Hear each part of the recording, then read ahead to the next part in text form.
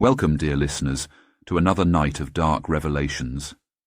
Tonight's tale speaks to the depths of human desire and the terrible price of love corrupted.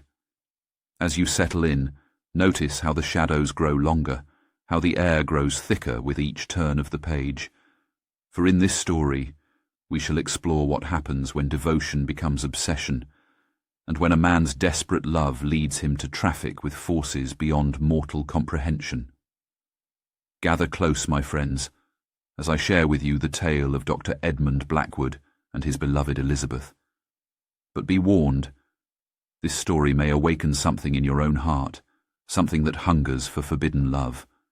And once awakened, such hunger is not easily sated.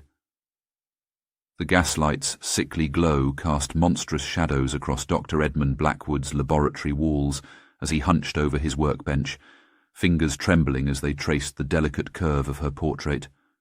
Elizabeth Fairfax's painted eyes seemed to follow him, her enigmatic smile both blessing and cursing his obsessive work.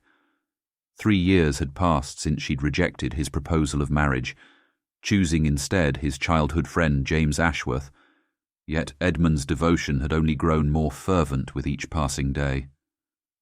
"Soon, my love," he whispered to the portrait, his breath fogging the glass. "Soon you shall understand the depths of my devotion." The basement laboratory of his family's London townhouse had become his sanctuary and prison both. What had begun as a respected physician's study of anatomy had devolved into something far more sinister.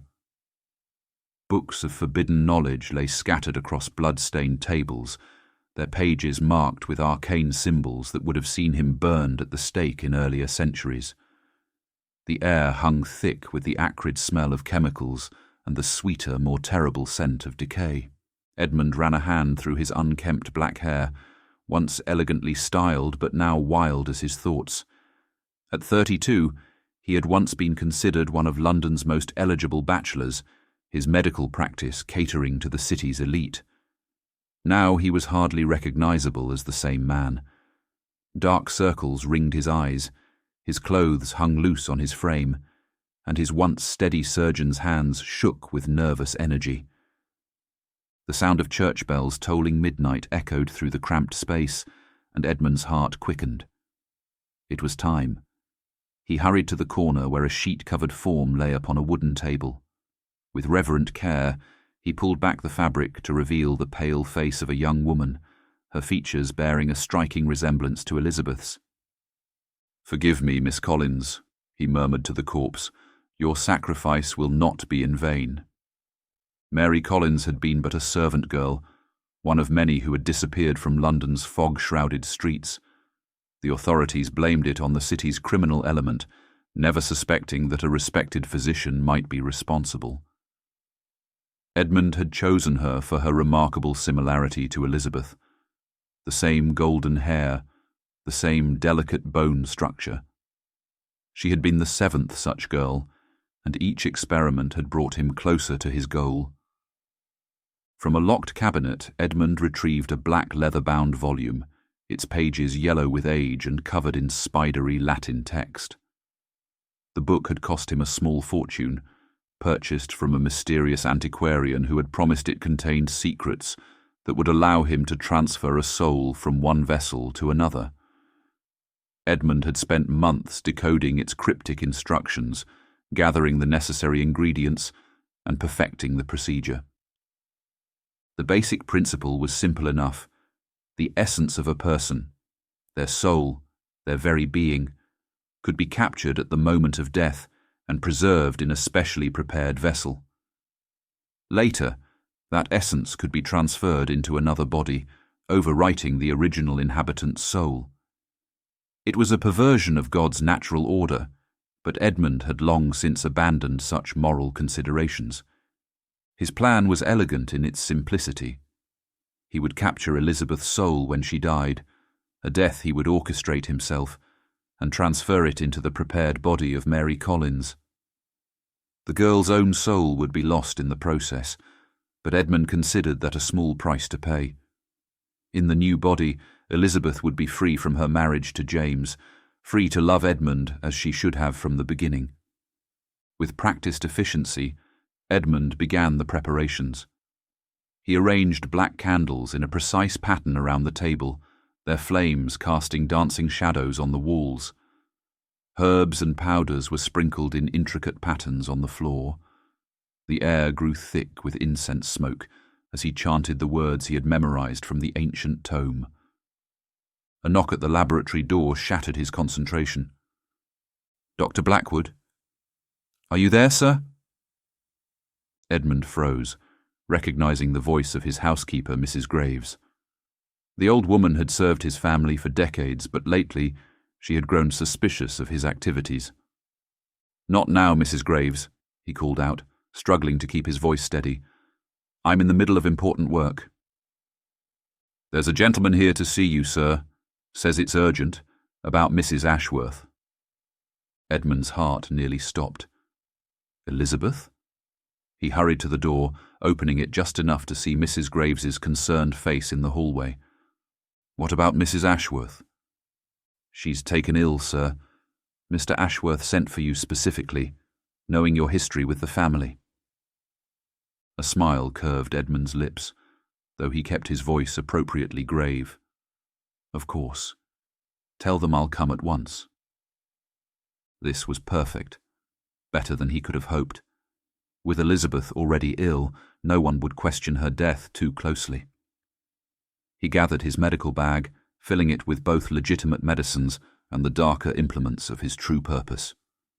The Ashworth residence was only a short carriage ride away, though the journey seemed to take an eternity through London's fog-shrouded streets. Edmund's mind raced with possibilities.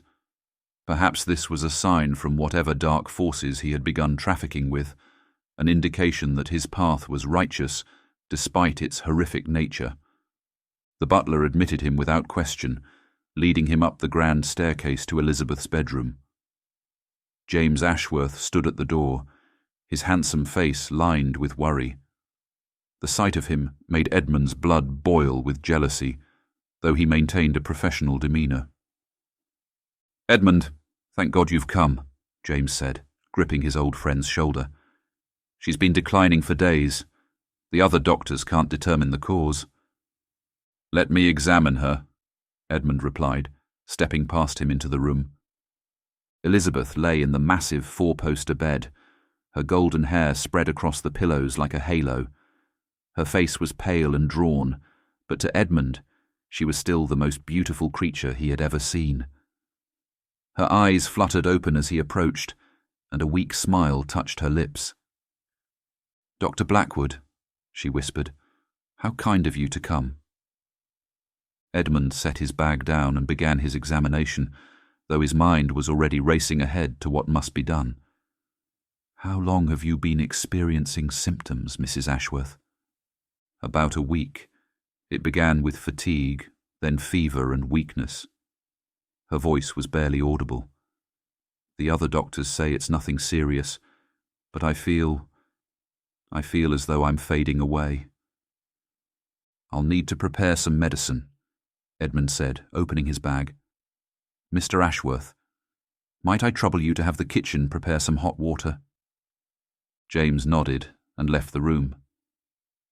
As soon as he was gone, Edmund pulled out a small vial filled with dark liquid. "This will help with the pain," he lied, measuring drops into a glass of water by her bedside. Elizabeth drank without hesitation, trusting him completely. The poison would work slowly, taking hours to complete its work, long enough for him to make the necessary preparations at his laboratory. By the time anyone realized something was wrong, it would be too late. "Thank you, Edmund," she said, settling back against the pillows. "You know, I've often thought about the way things ended between us." Edmund's hand trembled as he packed away his supplies. "Please, Mrs. Ashworth, you need to rest." "No, I must say this." She reached out, catching his wrist with surprising strength. "I did care for you, truly, but not in the way you wanted. I couldn't give you what you needed." "You were everything I needed," Edmund replied, his voice rough with emotion. "Everything I still need. A shadow of fear crossed Elizabeth's face, and for a moment Edmund thought she had realized what he'd done. But then her eyes grew heavy, and she drifted into an uneasy sleep. The poison would ensure she never woke. Edmund made his excuses to James, promising to return in the morning with more medicine. Instead, he rushed back to his laboratory, where Mary Collins's body waited. Everything had to be perfect for when Elizabeth's soul departed her body. The next few hours were a blur of preparation. Edmund arranged and rearranged the components of the ritual, consulting the ancient tome repeatedly to ensure no detail was overlooked. The candles burned lower, their wax forming grotesque sculptures as the night wore on. Shortly after 3 a.m, Edmund felt it, a disturbance in the air, a feeling of wrongness that made his skin crawl. Elizabeth was dying. He began the incantation, his voice rising and falling in an inhuman rhythm as he called upon powers that no mortal was meant to command. The candles flickered, though there was no breeze in the sealed room. Shadows seemed to move of their own accord, gathering in the corners like living things. Edmund's voice grew hoarse, but he dared not stop. He could feel Elizabeth's soul searching for its final rest, and he had to capture it before it slipped away forever. Suddenly, the temperature in the room plummeted. Frost formed on the windows, and Edmund's breath came out in visible puffs. A presence filled the room, something vast and terrible and utterly alien. He had succeeded in catching Elizabeth's soul, but now came the truly dangerous part. Working quickly, Edmund began the transfer ritual. Mary Collins's body convulsed on the table as he spoke the words that would overwrite her soul with Elizabeth's essence. The shadows in the room grew darker, more substantial, taking on forms that made Edmund's mind recoil in horror. Then, abruptly, everything stopped. The candles steadied, the shadows retreated, and Mary Collins's body lay still on the table. Edmund approached cautiously, hardly daring to breathe. Had it worked? The girl's eyes flew open, but the colour was wrong. Instead of Mary's brown eyes or Elizabeth's blue ones, they were completely black, like windows into an infinite void. "Elizabeth," Edmund whispered. The thing on the table smiled, using Mary Collins's face in ways it was never meant to move. "Oh, my dear Edmund," it said in a voice that was neither Elizabeth's nor Mary's. "Such dedication, such devotion, such delicious desperation." Edmund stumbled backward, knocking over his instruments with a crash. "What are you?" "I am what you called," the creature replied, sitting up with unnatural grace. "Did you truly think you could command forces beyond your comprehension without consequence? That you could meddle with souls like a child playing with toys?" "Where is Elizabeth?" Edmund demanded, his voice cracking. "Elizabeth Ashworth's soul has gone to its rightful rest, beyond your reach." The thing wearing Mary Collins's face stood, moving with a fluid grace that made Edmund's stomach turn. "But you have provided me with such a lovely vessel, and opened such an interesting door into your world." Edmund ran for the laboratory door, but his legs wouldn't work properly. He collapsed to the floor, his body growing numb. Looking up, he saw the creature standing over him, still wearing that terrible smile. "You wanted to know the price of true devotion," it said softly. "Now you shall learn, for all eternity." The next morning, Mrs. Graves found the laboratory empty, though the candles still burned. There was no sign of Edmund Blackwood or the mysterious body that she had glimpsed beneath the sheet. Only Edmund's journal remained, its final entry containing a warning to others who might be tempted to pursue love beyond the boundaries of nature. There are forces in this world that feed on desperate love, on obsession that knows no bounds. They wait in the shadows between life and death, eager for fools like myself to invite them in. I thought I could bend these powers to my will, but in the end, they bent me. Elizabeth, my beloved, forgive me. I sought to possess your soul, and in doing so, I have lost my own. In the years that followed, there were rumours of a beautiful woman seen walking London streets at night, with golden hair and eyes like bottomless pits.